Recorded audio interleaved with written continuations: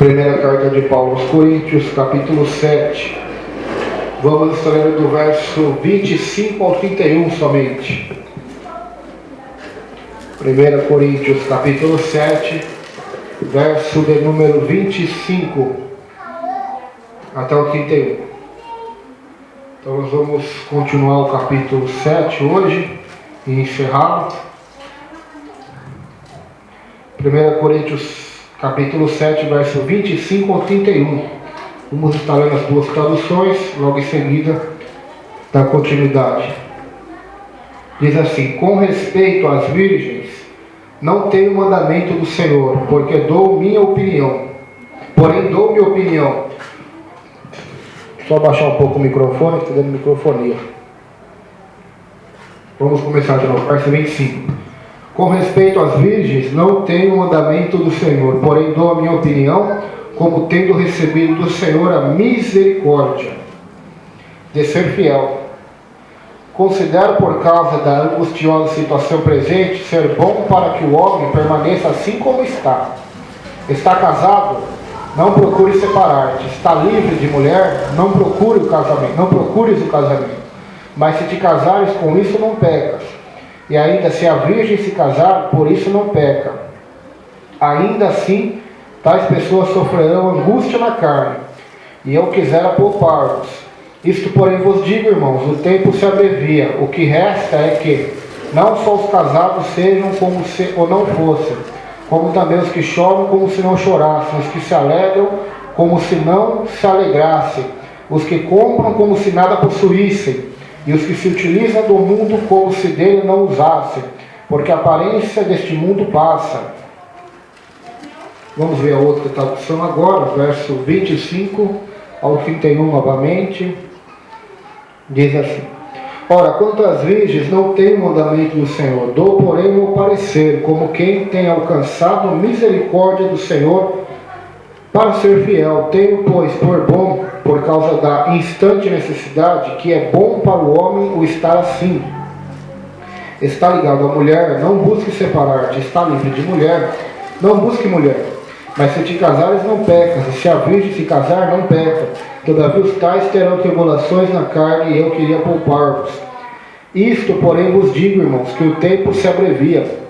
O que resta é que também os que têm mulheres sejam como se não as tivessem, e os que choram como se não chorassem, e os que folgam como se não folgassem, e os que compram como se não possuíssem, e os que usam deste mundo como se dele não abusassem, porque a aparência deste mundo passa.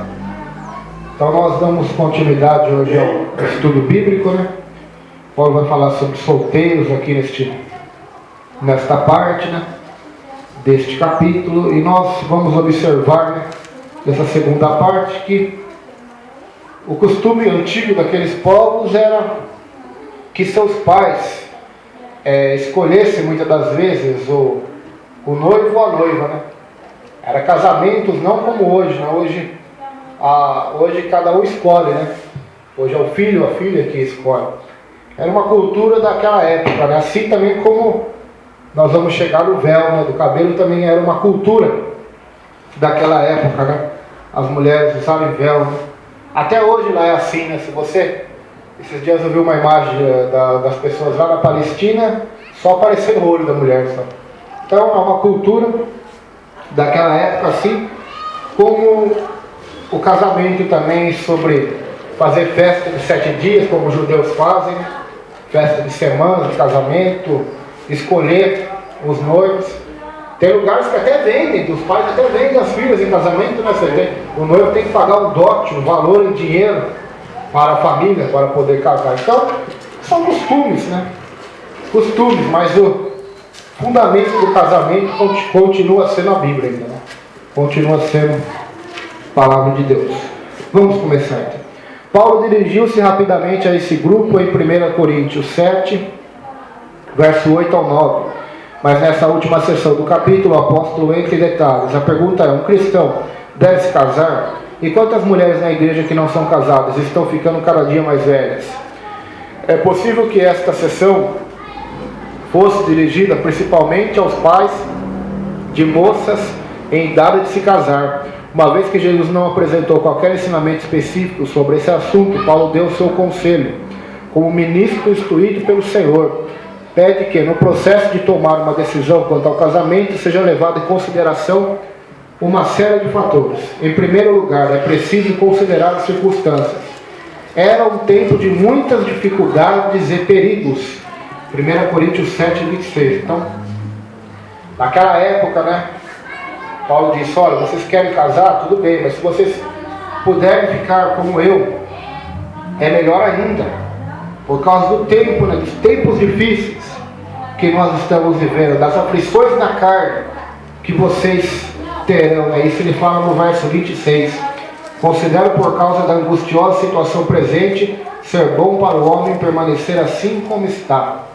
Então é uma situação difícil, né? Talvez de sustentar uma família, talvez de perseguição sobre os cristãos primitivos, né? Hoje também é uma situação difícil. Hoje não é fácil você ser um pai de família, né?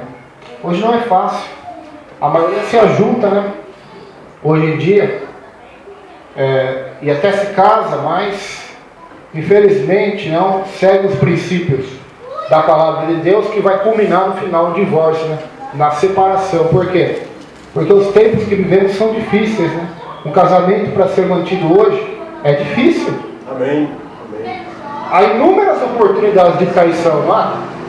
De traição, problemas financeiros, né? A destruição dos valores familiares, propagado pela televisão, né? Até pelo governo, que também quer, né? Então, há uma situação difícil. Então, segundo a situação presente, se o homem puder, a mulher permaneça como está, né? Mas se casar também não peca, né? Até mandamento do Senhor, né? Deixará o homem seu pai e sua mulher e unir-se na sua esposa. Pode ver que a Bíblia não fala deixará o menino, né? O seu pai, a sua mãe, mas o homem. Ou seja, casamento é para homem, para mulher, não para moleque, não para menino. Casamento é para homem. Então é isso que a palavra do nosso Deus ela ensina. Então quantos meninos estão casando ainda? Meninos de 30 anos, de 35, de 40, sem juízo nenhum, sem responsabilidade nenhuma, vagabundos que não gostam de trabalhar, e mulheres da mesma forma também, né? Por isso que está um caos no negócio, porque não casa-se mais homem com mulher, mas sim menino com menino, né? Adolescentes mesmo sendo adultos com a mente de adolescente, de criança, né? Dependentes do pai, da mãe, dependentes das coisas desse mundo, né? Quantos que casam, isso nem de crente, estou falando de pessoas do mundo, né? Casam e quer continuar casado, mas vivendo como solteiro, né? Ah, casei, mas eu quero continuar indo para o bar. Então o camarada deixa a mulher lá na casa e vai para as noitadas. Então, é por isso que está uma bagunça o negócio, né? Porque os valores têm sido distorcidos, né? Há uma inversão de valores.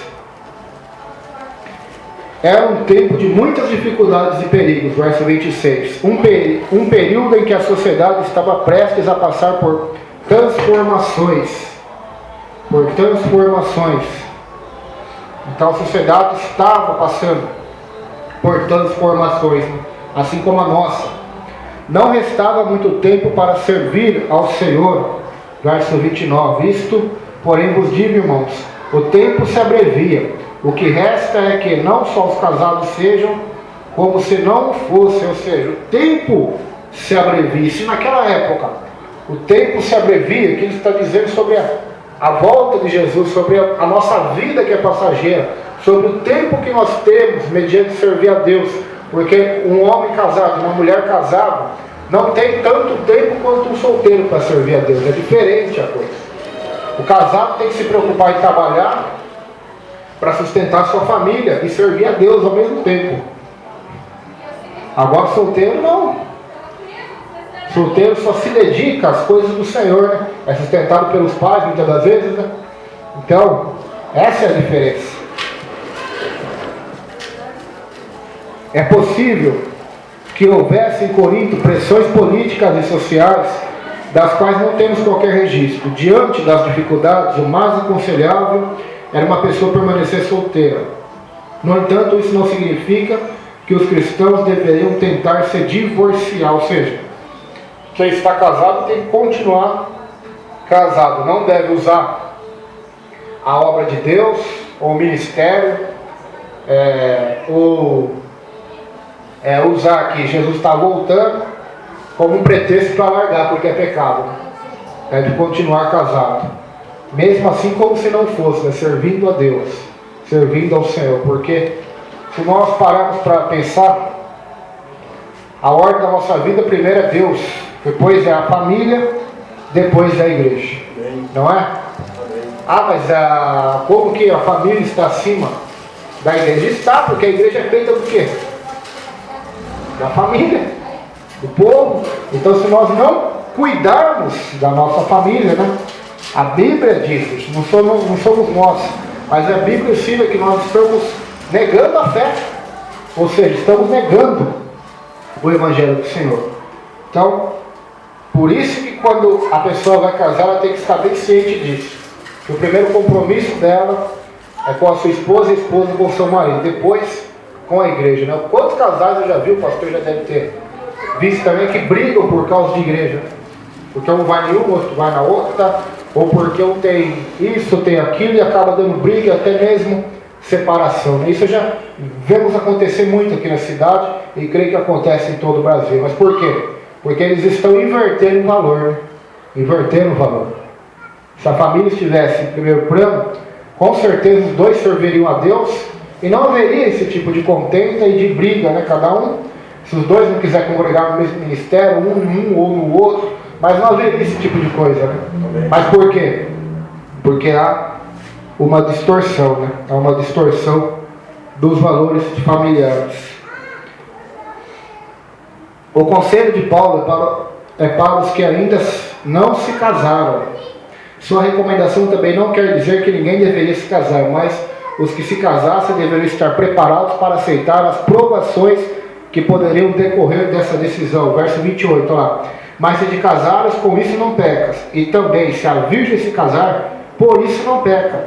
Ainda assim, tais pessoas sofrerão angústia na carne. E eu quisera poupar-vos. Vamos ver o que é angústia na carne. Angústia significa literalmente pressão conjunta, ou sob pressão.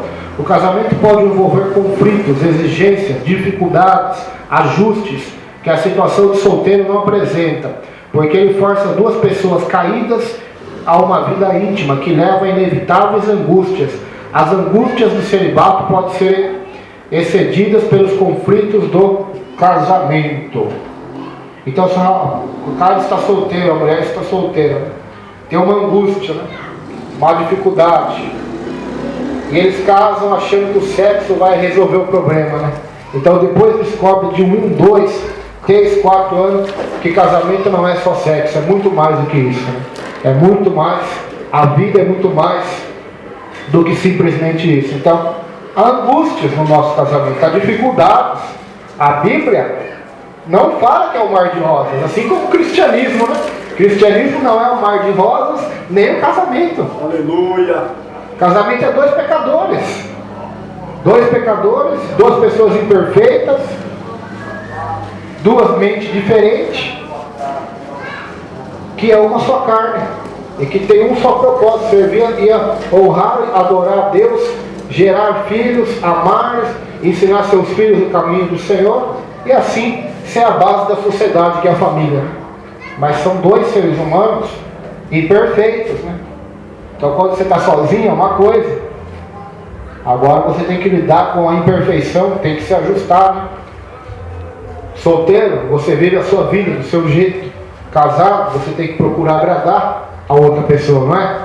Então tem que se ajustar. Então Paulo está dizendo aqui, ó: ainda assim tais pessoas sofrerão angústia na carne, eu quisera poupar. Então por que tem o divórcio hoje? Por causa disso também, que as pessoas não estão preparadas para ceder, para se reajustar, né?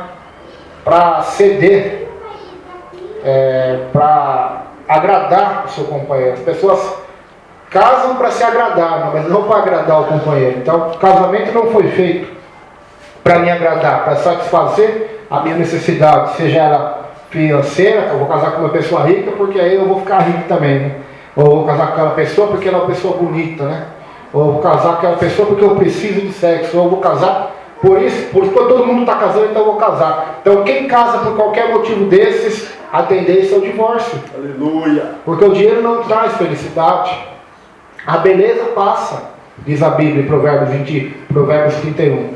O sexo também não traz total felicidade ao homem. Se o sexo trouxesse total felicidade ao homem casado ou à mulher, não haveria o adultério, né?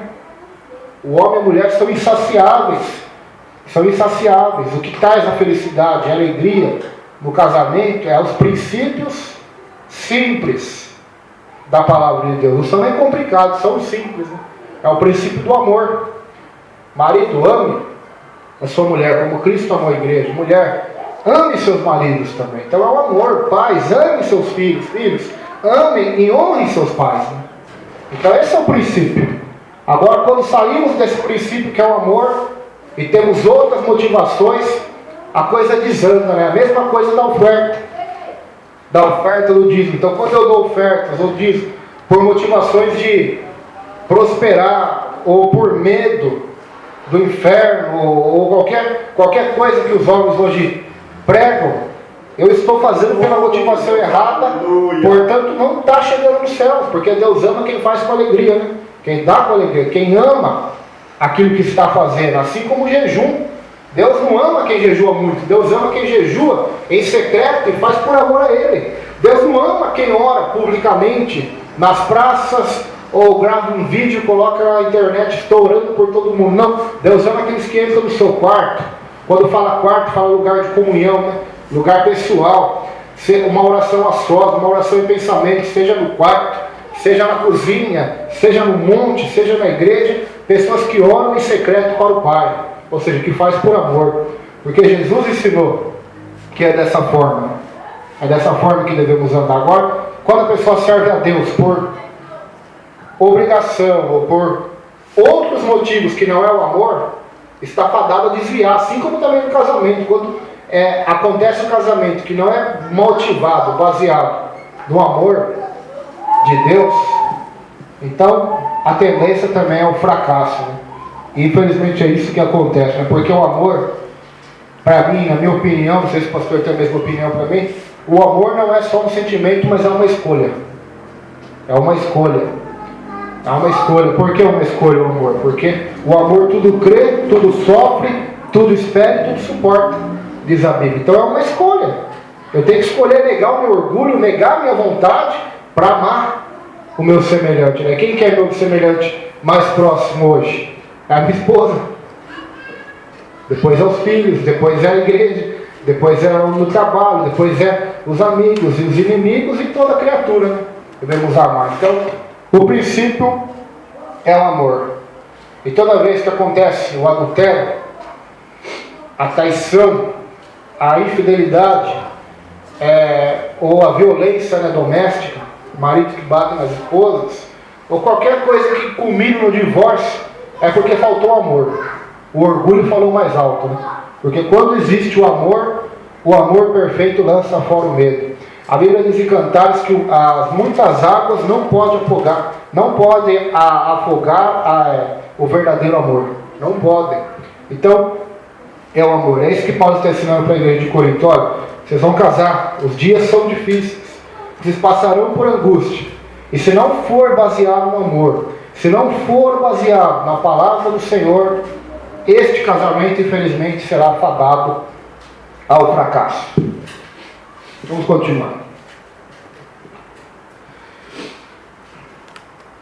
Talvez Paulo esteja se referindo a maridos e esposas separados por dificuldades econômicas e perseguições. Considerar as circunstâncias é um ótimo conselho para os que estão noivos hoje em dia. A idade que as pessoas se casam está cada vez mais avançada, o que indica que os casais esperam cada vez mais para assumir um compromisso. Em minha experiência pastoral de aconselhamento pré-conjugal, costumava lembrar os casais que a parte mais barata do casamento é a certidão do cartório. O resto é o que custa mais caro. Então é fácil você. Quanto que é para casar no cartório, pastor? 300, 400 reais?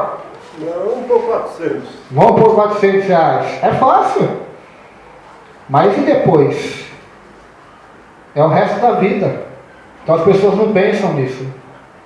Casam na emoção, me apaixonei e vou casar.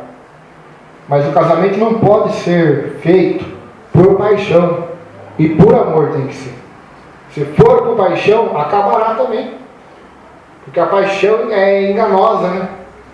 A paixão, ela quer do jeito dela. A paixão é apressada. Mas o amor não é. O amor é paciente. Não se orgulha, não busca seus próprios interesses. Então, precisamos rever isso. Verso 32 agora. Vamos ver do verso 32 até o 35.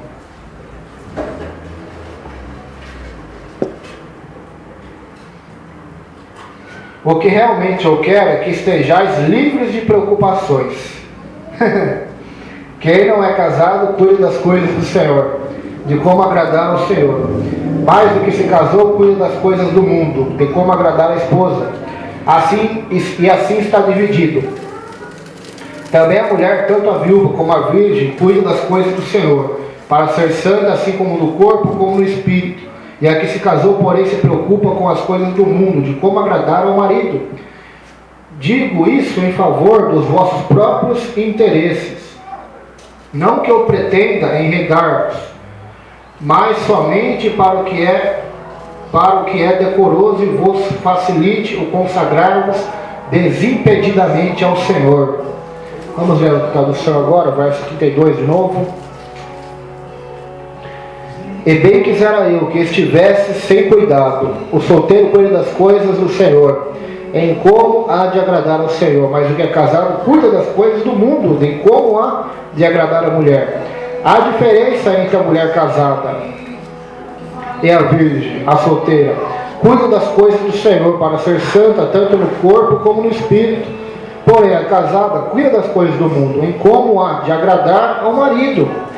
E digo isto para proveito vosso, não para vos enlaçar, mas para o que é decente e conveniente, para vos unirdes ao Senhor sem distração alguma. Então é a palavra de Deus que ensina. Vocês querem casar?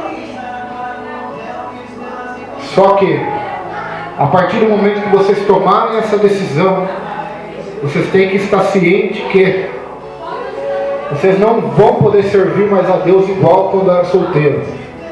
Porque agora vocês terão que agradar a sua esposa. E você, esposa, terão que agradar seu marido.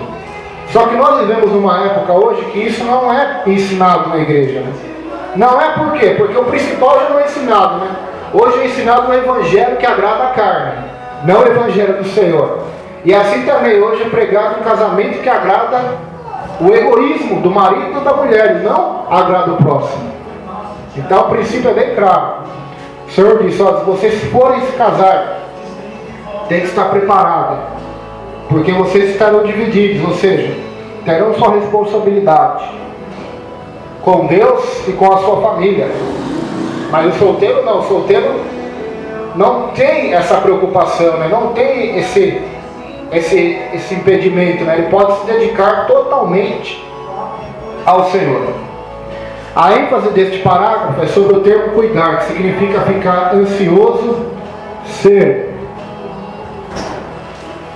puxado em direções diferentes, ou seja, precisa encarar as responsabilidades com honestidade.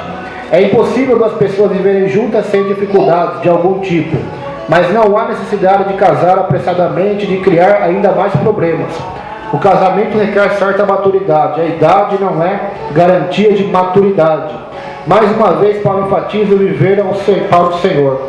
Não sugere que seja impossível um homem e uma mulher se casarem e servir ao Senhor de modo aceitável, pois conhecemos inúmeros casais que são servos consagrados. No entanto, o servo de Deus deve pensar em seu cônjuge, bem como nos filhos que Deus talvez lhe dê, e isso pode levá-lo a distrair-se de seu maior propósito. É um fato histórico que poderia ter sido melhor tanto para John Wesley quanto para George Whitefield permanecerem solteiros. A esposa de Wesley acabou por deixá-lo, e Whitefield viajava tanto que sua esposa passava longos períodos sozinha. Então, se esses homens fossem solteiros teria sido melhor para eles. Esses nomes são abençoados, estão no livro Heróis da Fé, ditado pela CPAD. John Wesley, George Whitefield, grandes homens de Deus, pregadores, teólogos, que ganharam almas para Jesus, né? Mas infelizmente o seu casamento não foi assim, porque a mulher de Wesley o abandonou, né? O deixou.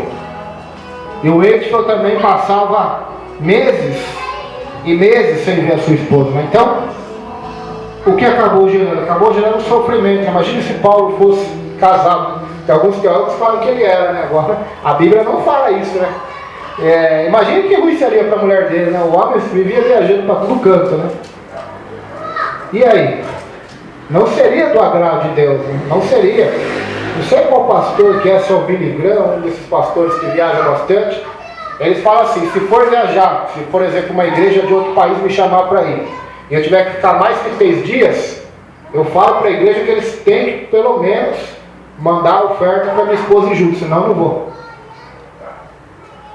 Se eles estão certos ou não, eu acredito que seja um bom princípio, porque quando está casado é uma coisa, quando está solteiro é outra. Você pode viajar o mundo inteiro, né?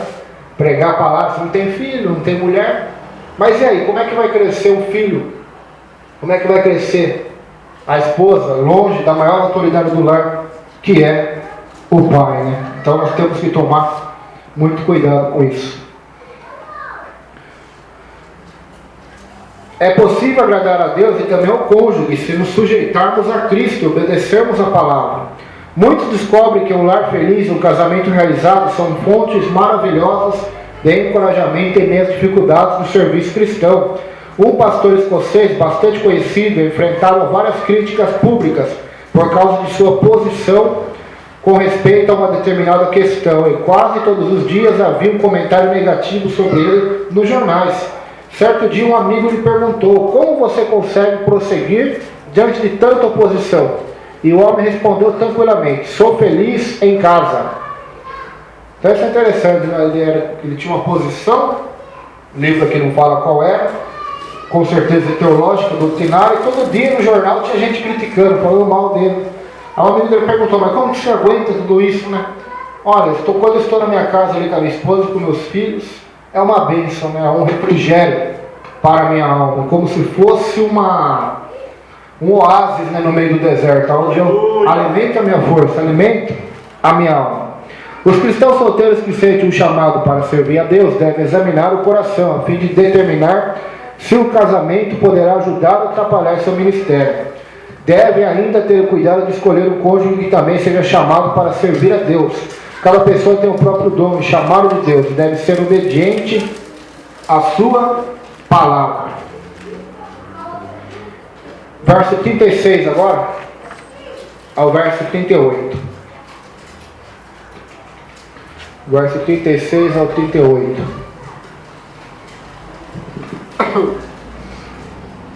Entretanto, se alguém julga que trata sem decoro a sua filha, estando já a passar na flor da idade e as circunstâncias o exigem, faça o que quiser, não peca, que se casem. Todavia, o que está firme em seu coração, não tendo necessidade, mas domínio sobre o seu próprio arbítrio, e isto bem firmado no seu ânimo, para conservar firme a sua filha, bem fará. E assim quem casa a sua filha virgem faz bem, e quem não a casa faz melhor. Vamos ler a tradução agora, verso 36 ao 38. Mas se alguém julga que trata dignamente a sua virgem, se tiver passado a flor da idade, se for necessário que faça ou tal o que quiser, não peca, casem-se. Todavia o que está firme em seu coração, não tendo necessidade, mas com poder, sobre sua própria vontade, se resolveu no seu coração guardar a sua virgem, faz bem. De sorte que o que a dá em casamento faz bem, mas o que não a dá em casamento faz melhor. Essa aqui é a cultura, né? Era a cultura deles. Os pais davam as suas filhas em casamento, né? Então isso não se aplica mais esse princípio de os pais escolherem, né? Embora os pais possam aconselhar e devem aconselhar, mas muitas das vezes os filhos não querem ouvir, né? Aí fica difícil. Na cultura que nós vivemos, é uma cultura diferente. da cultura de Corinto, né? O contexto da cidade de Corinto é diferente do contexto da nossa cidade. O contexto grego-romano daquela época é diferente do contexto brasileiro que nós vivemos, né? No mundo capitalista, desse lado desse planeta. Então tem coisas aqui que foram para aquela época, essas culturas, né? Como casamento, como véu, e até mesmo a mulher. Porque se nós catarmos Coríntios ali, Paulo vai dizer para as mulheres estarem caladas na igreja.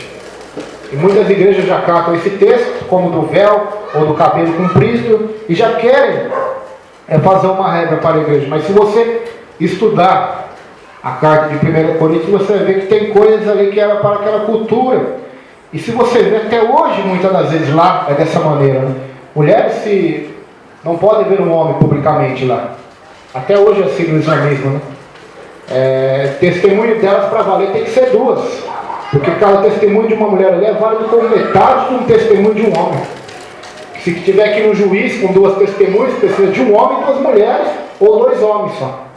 Porque o testemunho delas não é válido. Então, na nossa cultura que nós vivemos, as mulheres pregam, até fazem a obra do Senhor, então temos que saber entender esse tipo de cultura. Mas nós vamos chegar lá também, vai demorar, acho que é no capítulo 14 que Paulo vai falar sobre isso. Quando nós chegamos lá, nós vamos falar sobre isso. Aqui Paulo dirige-se aos pais das moças solteiras. Naquele tempo era costume dos pais, mais especificamente o pai, arranjarem os casamentos. Paulo havia dito que não estabelecia uma regra flexível para todos seguirem sob qualquer circunstância. Agora deixa claro que o pai tem a liberdade de decidir se dará ou não sua filha em casamento. Então, costume daquela, assim como a escravidão, nós vemos aqui no capítulo 7, fala da escravidão também, né? Então, havia esse costume também. Por isso que as pessoas, se elas lerem a Bíblia uma vez na vida só, elas vão, em vez de elas serem salvas, elas vão ser condenadas. Por que eu falo isso? Porque elas vão entender muitas coisas ao pé da letra e não vão buscar o real sentido da palavra de Deus. Elas vão querer comer com pressa a palavra e acabam falando besteira, né? Como a maioria das seitas, das religiões que distorcem a Bíblia, distorcem a palavra de Deus. Como Pedro diz, Paulo escreveu coisas difíceis de entender, que os indoutos e inconstantes distorcem, como também as demais escrituras, para a própria perdição. Então a Bíblia é o nosso manual, ela é a palavra de Deus, então ela nos ensina o caminho do Senhor, o Evangelho, a mensagem do Evangelho. Só que se o cristão, ou se o camarada é uma pessoa apressada, ele não aprenderá, não absorverá as verdades de Deus, né? Por isso que os apóstolos não abandonaram o ministério da palavra e da oração. Por quê? Porque precisava que aquela igreja primitiva fosse solidificada na verdade, né? Solidificada. Atos dos Apóstolos foi escrito num período de 30 anos. Ou seja, um trabalho duradouro, um trabalho exaustivo de ensinamento. Jesus passou por 10 anos e 6 meses, todos os dias instruindo os apóstolos, em particular, e os apóstolos ouviam suas pregações públicas.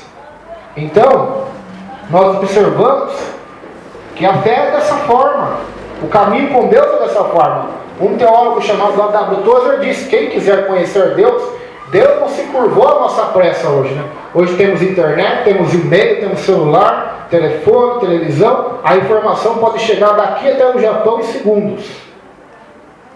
Mas com Deus não mudou. Quem quiser ter as informações, as revelações, as pérolas da palavra de Deus, tem que estar disposto a dedicar tempo. Amém. Tem que estar disposto a dedicar neurônio, lágrimas, calejar joelhos, orar, perseverar. E mesmo que não entenda tudo, continue buscando, continue clamando, porque as coisas encobertas pertencem a Deus, as reveladas a nós. Então, dessa forma que nós devemos se portar. Por isso que a maioria distorce a Bíblia, porque conhece pouco. E geralmente quem conhece pouco se torna orgulhoso. E quem conhece mais e mais, como foi o caso de Paulo e de todos os apóstolos e dos grandes heróis da fé, Lutero, Lutero dizia assim: meu nome é pecador, sobrenome pecador. Então por quê? Porque ele conheceu a palavra de Deus realmente. Ele não leu a Bíblia em um ano e depois nunca mais leu. Foi uma história, uma trajetória de anos e anos, lendo, orando, buscando a Deus. E o entendimento veio. Então ele entendeu que ele não é nada. Então quanto mais se conhece a Deus, mais o homem entende que ele não é nada. Mais o homem entende que ele é pecador, que ele carece da glória, da graça, da misericórdia do Senhor. Então por isso que tem a frase, né? Pouco conhecimento, muito orgulho, né? Muito conhecimento, nada e cada vez menos orgulho, né? Porque mais ele verá que não sabe nada, mais ele verá que não é nada, que não passa de uma sombra, de um vapor, que não passa de um nada nesse planeta. O mundo funciona sem nós. A prova disso é que temos que dormir à noite, né? Amém. Estamos dormindo, o mundo continua funcionando, continua girando. Vamos morrer, a igreja vai continuar, o evangelho vai continuar sendo pregado, as almas vão continuar sendo pregadas. Ah, mas se eu deixar de pregar, a igreja vai acabar? Não vai acabar. Jamais, se eu me calar, o pastor, as pedras travarão. Deus não ficará sem o seu testemunho. É isso que o ser humano precisa entender. Que Deus não precisa dele para nada. Que o mundo funciona perfeitamente sem a pessoa dele. Que o mundo não gira em torno de nós. Pelo contrário, o mundo gira para a glória de Deus, né? E nós devemos fazer parte desta busca, né, pela beleza, da majestade de Deus, da santidade, da glória do Senhor. É dessa forma que o cristão vai crescer no aprendizado da palavra. Mas hoje em dia, na nossa geração, a geração que quer bênção só, que quer prosperidade, que quer cura, infelizmente a maioria vai desconhecer as verdades da palavra de Deus.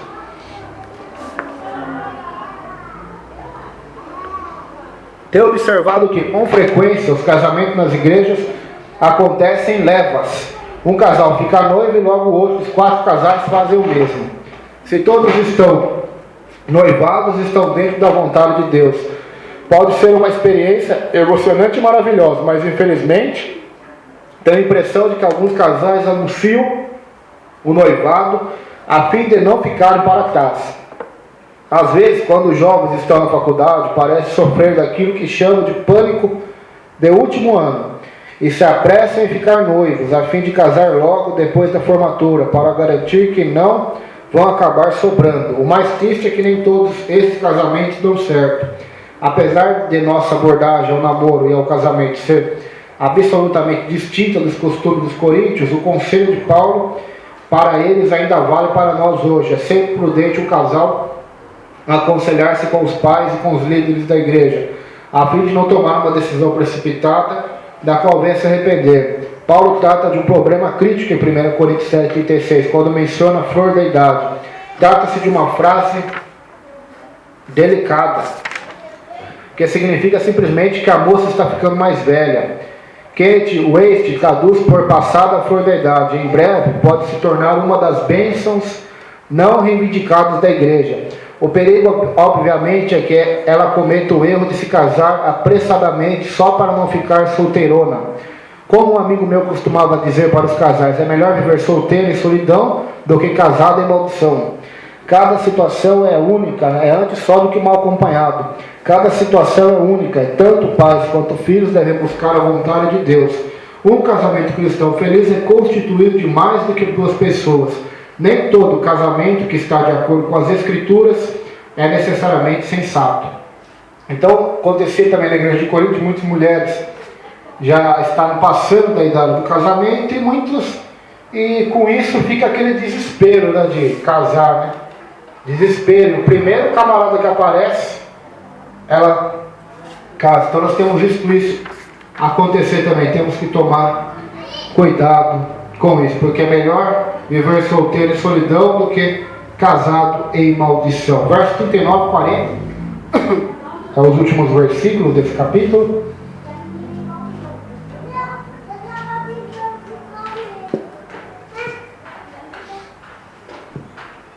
Vamos lá. A mulher está ligada enquanto vive o marido. Contudo, se falecer o marido, fica livre para casar com quem quiser, mas somente no Senhor.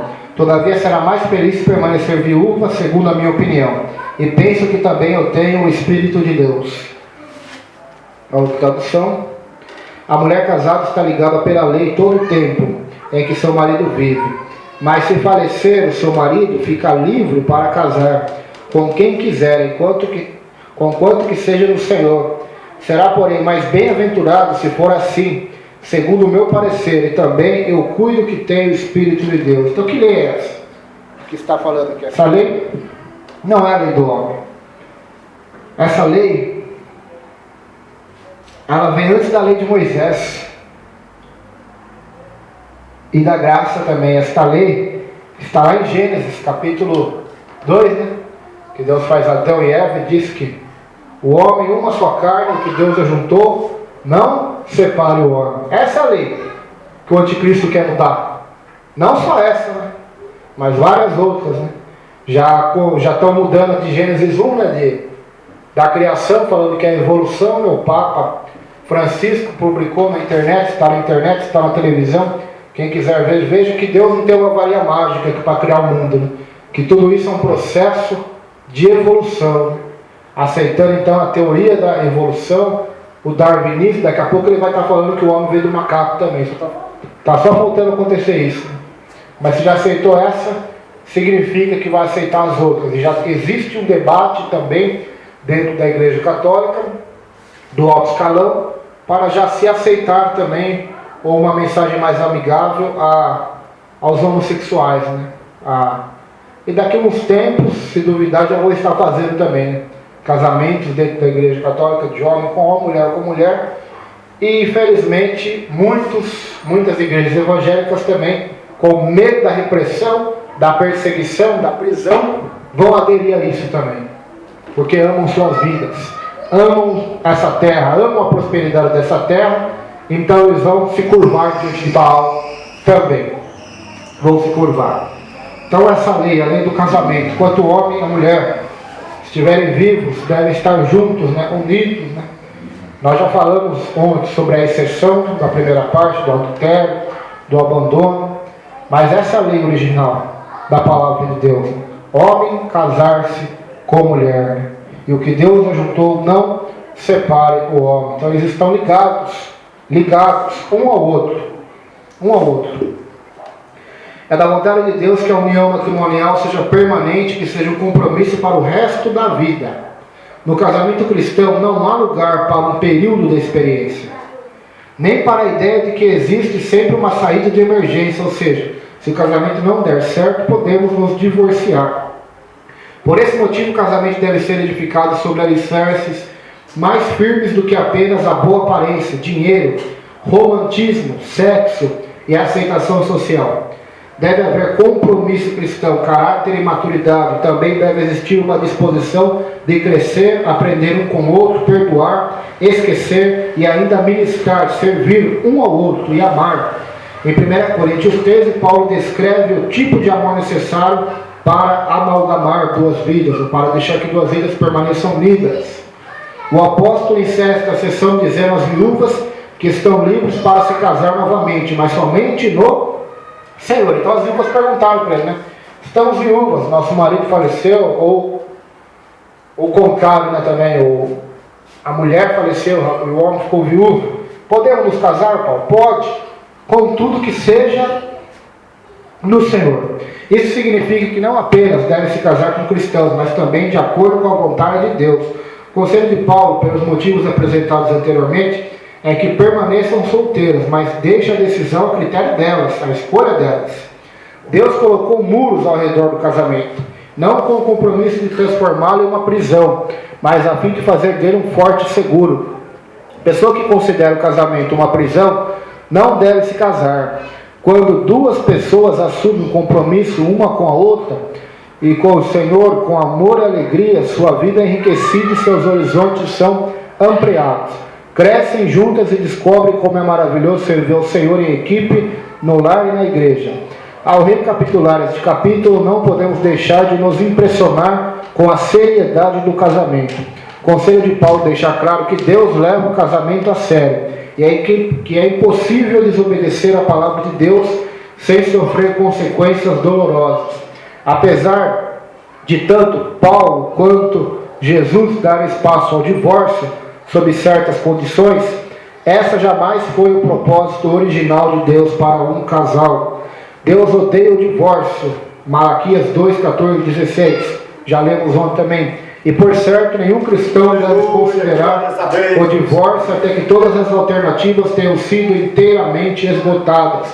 Apesar de o insucesso no casamento ser um empecilho para o serviço como pastor ou diácono, não precisa constituir um obstáculo para que a pessoa ministre de outras maneiras.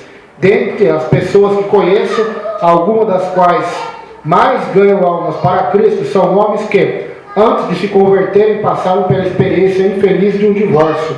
Um homem não precisa ocupar um cargo da igreja para ser ministro do Senhor.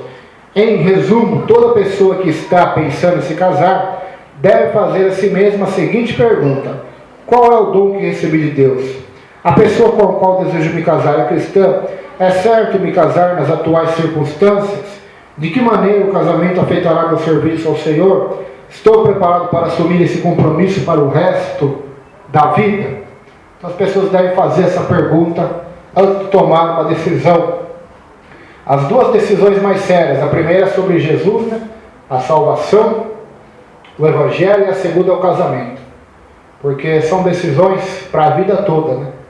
A de Jesus mais ainda porque é para outra também, né? Mas a do casamento, depois da salvação, é a maior de todas, né? Porque é para a vida inteira, ou seja, até que a morte os separe. Embora não é assim mais hoje em dia, infelizmente, né? Quando a gente vai casar, o juiz da terra fala isso, né? Quanto mais o juiz dos céus, né? Na saúde, na tristeza, na alegria, no amor, na doença. Então as pessoas têm que estar preparadas para cumprir aquilo que votaram, né? Diante do homem, diante da lei do homem, diante de Deus e das testemunhas que eles tiveram, né? Só que as pessoas não cumprem mais a palavra, né? Se ensinam não, que passar disso vem do maligno, né? Então, esse é um problema grave que acontece hoje, divórcio, né? Divórcio. Quantas pessoas e o diabo destruindo o casamento das pessoas, destruindo a família, né? Convém a nós pregarmos a palavra de Deus, o Evangelho, porque o Senhor veio para salvar dos pecados, para salvar do divórcio, para salvar da destruição familiar que está ocorrendo, né? Então nós vemos muitas pessoas sendo atacadas, né? O casamento tem sido atacado pelo diabo, tem sido atacado pela televisão, tem sido atacado de todas as formas possíveis, né? Porque para que se estabeleça, né, o governo da besta, do anticristo, é necessário que isso aconteça. Necessário que seja como nos dias de Sodoma e Gomorra e nos dias de Noé, né? É necessário.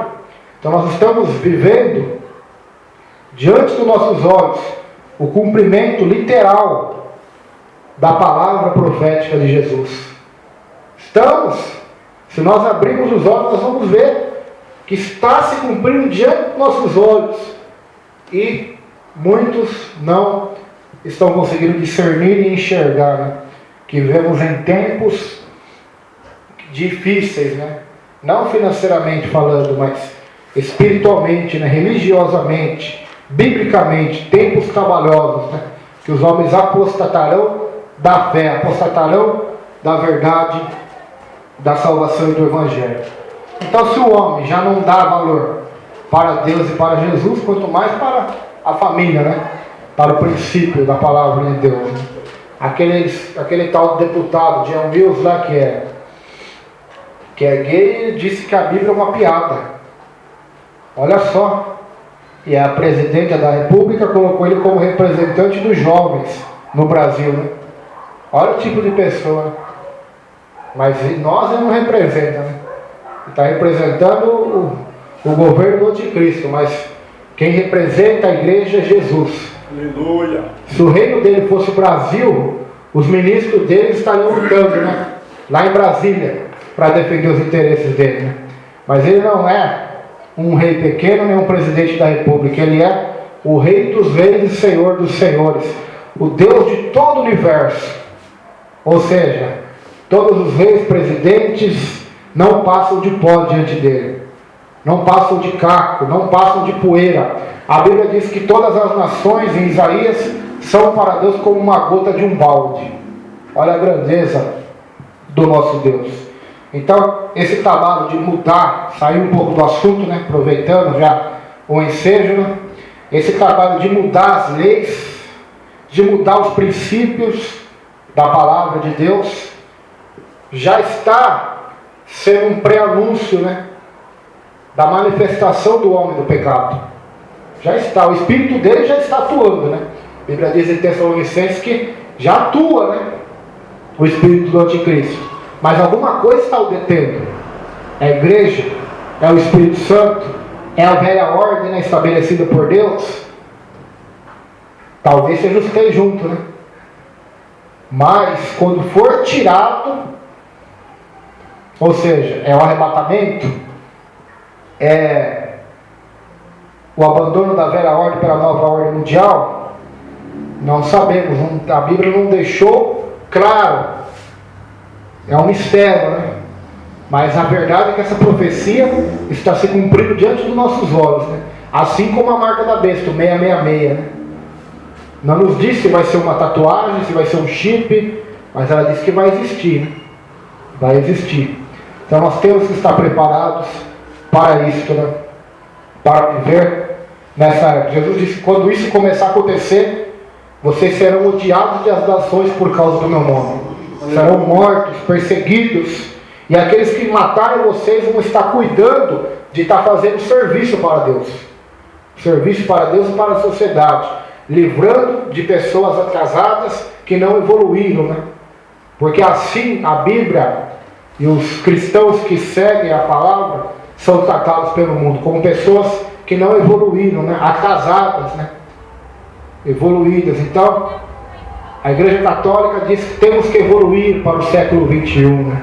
Gênesis 1, a criação dos céus e terra, que Deus criou pela sua palavra, de poder e autoridade, já não basta mais. Né? Deus não tem varinha mágica. Isso foi o líder deles. Né? Isso foi o líder deles que ensinou o Papa, né? Que eles falam que é o substituto de Cristo, né? O vigarismo filho deles, os pastores ouviram falar já, né? Que é o substituto do Filho de Deus, né? Como se fosse um Cristo menor, cumprindo a palavra de Jesus, que diz em Mateus 24, que vai surgir falsos cristos, né? São eles, não só eles, né? Mas Macedo e outros aí, evangélicos também, são falsos ungidos, né? Que supostamente se acham ungidos acima dos outros, né? Sendo que no Novo Testamento ninguém é ungido igual a Cristo, mas todos são ungidos em nome dele, pregam em nome dele, falam em nome dele, vivem em nome dele. Aleluia! Então não existe ungidão. Esse termo ungidão é o sumo sacerdote, né? Então nós vemos isso, né? O sumo sacerdote do templo de Salomão, o mais sábio, o que faz mais milagres, o apóstolo dos milagres. Não existe esse tipo de coisa, né? O Evangelho de Jesus é maravilhoso, irmãos, e o diabo está enganando as pessoas. Né? Se Valdomiro fosse um homem de Deus, ele não venderia os lenços dele, nem tijolos. A verdade é essa, mas se você falar isso, as pessoas vão dizer que você está julgando. Lá na internet, muita gente fala isso para mim. Você está julgando, quem é você para julgar a vida dos outros? Só que a Bíblia manda julgar. Deus nos deu a Bíblia já exatamente para isso, para julgar o que é certo e errado. Imagina se não tivesse a Bíblia, nós ia ter que aceitar tudo, né? Mas nós temos a Bíblia. Paulo não vendeu seus lenços aventais. Paulo não pediu o dízimo da igreja. Então, nós estamos vivendo diante dos últimos tempos. Ele profetizou que em outubro desse ano de 2014 ia dar uma chuva em abundância, que iria encher todas as reservas de água do estado de São Paulo, até o cachorro beber água de pé. Não choveu, mas garou as pilhas, não encheu nada. Pelo contrário, esvaziou mais ainda. Esvaziou mais ainda. E se não acontecesse, era para cobrar dele, porque ele é profeta de Deus. Então, De outubro está aí no finzinho, não tá? E você escreve, tá, já acabou, amanhã é o último dia, já é dia 30, amanhã é 31. Então nós estamos observando que o diabo está enganando as pessoas, né? Maçonaria, quantos pastores maçom nós vemos ali pesquisando na internet, né? Se não são participantes, estão envolvidos ou recebem o dinheiro disso aí, recebem o dinheiro disso aí. E a gente vê que Jesus ele deu tanta importância para o dinheiro, pastor, que ele colocou um ladrão para tomar conta do dinheiro que ele recebia da oferta. Para nós vermos o quão de importância Jesus dá para as moedas, né? Nada. Para ele aquilo não passava de nada. Pode dar tudo para os pobres. Vamos comer aqui e o resto dá tudo. Então, há uma grande diferença entre Jesus e os apóstolos da Bíblia, desses pastores mercenários, né? Lobos devoradores, né? Lobos, esses são os verdadeiros devoradores, né? Não de Malaquias, não. Malaquias eram os gafanhotos que comiam a colheita dos israelitas. Mas esses são os verdadeiros devoradores das ovelhas, né? Porque Jesus se fez pobre e deu a sua vida pelas ovelhas. E os pastores que são pobres ficam ricos com o bem das ovelhas. Os pastores de hoje, né? Jesus disse para o jovem rico: vende tudo que você tem e dê aos pobres. Os pastores hoje, a maioria, o pastor vai concordar comigo, a maioria hoje não concordaria com Jesus, diria: não, dê os seus bens para a igreja, dê o seu dinheiro para a igreja e continue fiel o resto da sua vida na igreja, que você vai prosperar, vai ter riquezas. Então nós vemos um abismo, né? Assim como tem um abismo entre o seio de Abraão e o Hades, tem um abismo também entre Jesus e a modernidade da igreja evangélica hoje também. Tem um grande abismo, né? Caio Fábio disse que há um mediador entre Deus e os evangélicos modernos. E esse não é Jesus, é Mamon, é o dinheiro. Então, infelizmente, nós já estamos vivendo nessa época que também é o cumprimento de Sodoma, Gomorra e dias de Noé, que são dias, como o pastor bem disse também, foi uma ajuda no meu entendimento, dias que estavam bons para eles, comprando, vendendo, edificando. Então nós já estamos vivendo nessa época, né? Nessa época tenebrosa, terrível, que é maravilhosa olhando com os olhos carnais, né? Mas espiritualmente estamos na época mais negra, né? Estamos entrando numa época negra, difícil. E somente quem lê a palavra, quem examinar, quem buscar a Deus, obedecer ao Senhor, se humilhar, orar, perseverar, Deus dá graça, discernimento, sabedoria, não será enganado pelo grande engano, né? Não será enganado pelos falsos profetas, não será.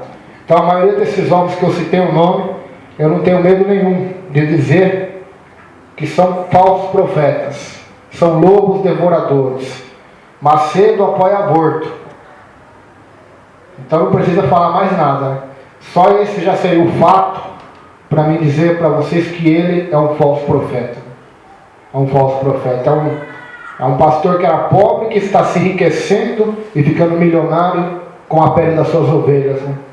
Fazendo totalmente o contrário do bom pastor, né?